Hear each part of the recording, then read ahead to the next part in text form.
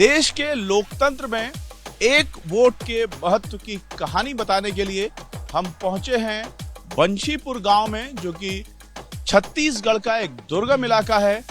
यहां पहुंचने के लिए रायपुर से 425 किलोमीटर दूर बैकुंठपुर हम पहुंचे, जो कि कोरिया जिले में है, और वहां से 78 किलोमीटर दूर यहां जंगलों के भीतर बंशीपुर गांव पहुंचे हैं।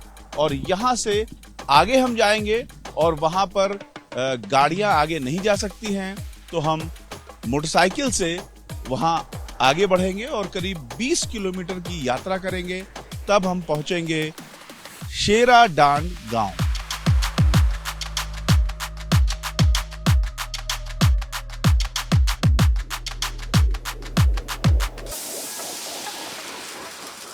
शेराडांड पहुंचने के लिए हम बाइक का सफर कर रहे हैं, लेकिन रास्ते में पेट्रोल भराने की जरूरत पड़ गई।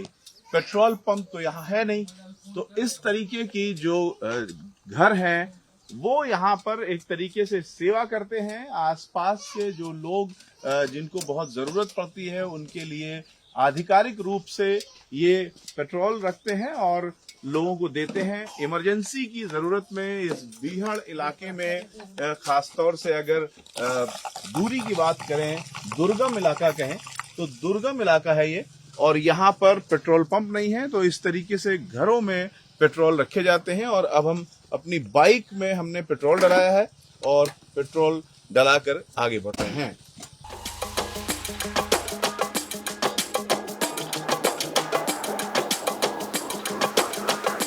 अब हम जंगल के भीतरी हिस्से में चल रहे हैं। रास्ते में अपने स्थानीय संवाददाता चंद्रकांत जी से हमने पूछा कि जब सड़क है तो हम मोटरसाइकिल से क्यों चल रहे हैं, तो उन्होंने बताया कि आगे सड़क नहीं मिलेगी।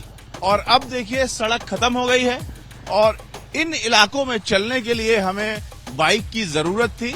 और अब हम सीधे सीधे जंगल के भीतर चल रहे हैं जहां कोई सड़क नहीं है। यहाँ पर जो कच्ची सड़क है उसमें हम चल रहे हैं, जहां पर गाड़ियां नहीं चल सकती थी। और इस तरीके से जैसे जैसे हम आगे बढ़ेंगे, जो रास्ते की एक बीहड़ता है वो बढ़ती जाएगी। छत्तीसगढ़ के साल के जंगलों में हम हैं। बेहद घना और विशाल साल का ये जंगल है। कहीं कहीं महुआ के पेड़ मिल जाते हैं, लेकिन ज्यादातर साल का जंगल है जिससे होके हम गुजर रहे हैं। भरतपुर सोनहत की सीट है और उस सीट के बूथ पर हम जा रहे हैं।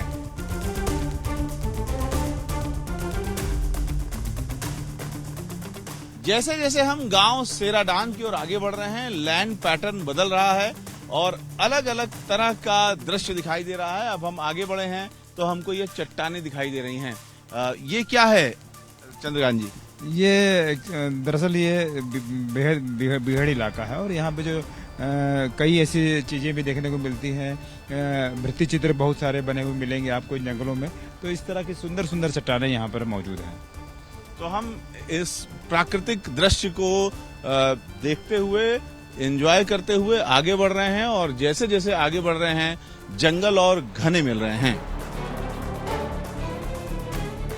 ये देखिए हम आ गए हैं शुद्ध जंगली इलाके में, और जहां पर सड़क नहीं है, कच्ची सड़क भी नहीं है, यहाँ पर जंगल है और जंगल के भीतर से हम जा रहे हैं। गांव वाले जिन रास्तों को पगडंडियां बना देते हैं अपने चलने से, वैसी पगडंडियां हैं। हालांकि देखने पे कोई निशान नजर नहीं आ रहा है, लेकिन एक रास्ता है जो जंगल का रास्ता है। यहाँ पर कोई सरकारी सड़क नहीं है। जंगल के रास्ते से होकर के हम आगे बढ़ रहे हैं और यही कारण है कि हमने अपनी गाड़ी दूर छोड़ दी। इन उबड़ खाबड़ रास्तों पर बाइक से चलते हुए मेरी कमर बोल गई है, लिहाजा अब ये जो सामने की सड़क है जंगल की, इतनी उबड़ खाबड़ है और पथरीली है कि बाइक से उतरने की हिम्मत नहीं हुई। तो अब मैं पैदल उतर रहा हूं। बाइक जब नीचे आ जाएगी तो फिर बाइक पर चढ़ूंगा। ऐसे कई पैचेस मिलते हैं जहां पर पैदल चलने की जरूरत है, पीछे पैदल नहीं चले, बाइक से ही उतरे, लेकिन अब लग रहा है कि जहां ज्यादा उबड़ खाबड़ हो वहां पैदल चलना ही बेहतर है। तो ये वो इलाका है जहां पर गांव वाले भी कम ही गुजरते हैं और यहां कोई नहीं आता है।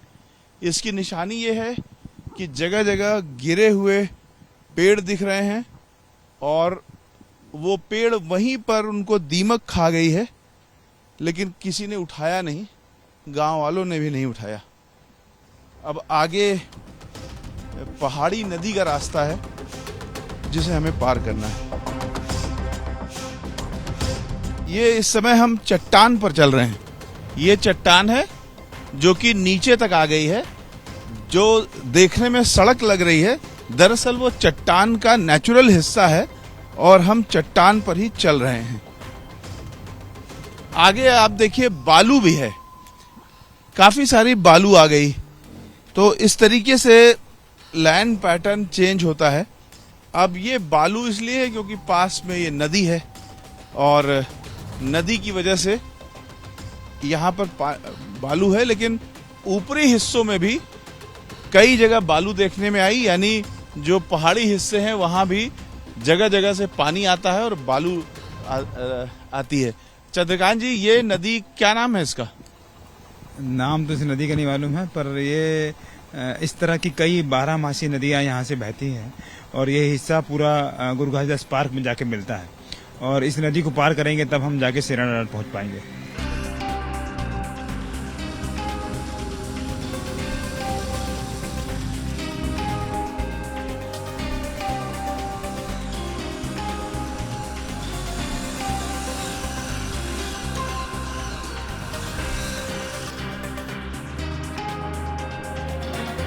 कोरिया जिले के चंदहा जंगल के बीचों बीच हम हैं और अंततः हम पहुंच गए हैं शेरा डांड गांव में। शेरा डांड गांव में जो कुछ 1, 2, 3 मकान हैं वो बिखरे हुए हैं। एक छोटी सी झोपड़ी है बीचों बीच जंगल में। वहां पर हम लोगों से बात करेंगे वहां कितने वोटर हैं, उसके बाद हम आगे बढ़ेंगे और देखेंगे कि दूसरे घर कौन से हैं। लेकिन यहाँ कोई गांव नहीं है जहां बहुत सारे लोग एक साथ रहते हों। एक एक आदमी या एक एक परिवार एक घर में जंगल के बीचों बीच रहता है और दूसरा काफी दूर रहता है। शेरा डांड गांव हम आ गए हैं जहां हमें हमारे वोटर मिल रहे हैं।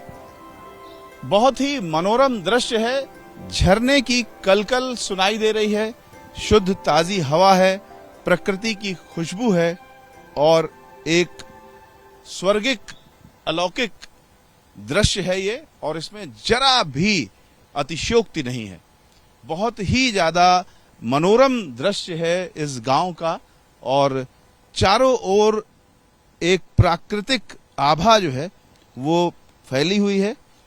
जो कष्ट है इस गांव तक पहुंचने का वो यहाँ के प्राकृतिक वातावरण के कारण दूर हो जाता है।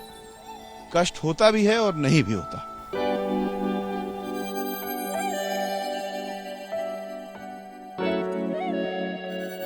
अंततः हम पहुंच गए हैं शेरा डांड गांव में, उन घरों में जहां पर वोटरों की हमें तलाश थी, जहां वोटर रहते हैं इस गांव के। अभी फिलहाल 2 दरवाजे हैं, दोनों पे सांकल लगी हुई है और एक तीसरी झोपड़ी हमें दिख रही है और एक बाईं ओर और चौथी झोपड़ी हमें दिख रही है। इनमें लोग रहते हैं या नहीं रहते हैं, लेकिन स्ट्रक्चर की बात करें तो यहाँ सिर्फ ये 4 झोपड़ी दिखाई दे रही है। यहाँ पर एक गांव के व्यक्ति हैं, उनसे हम बात करेंगे।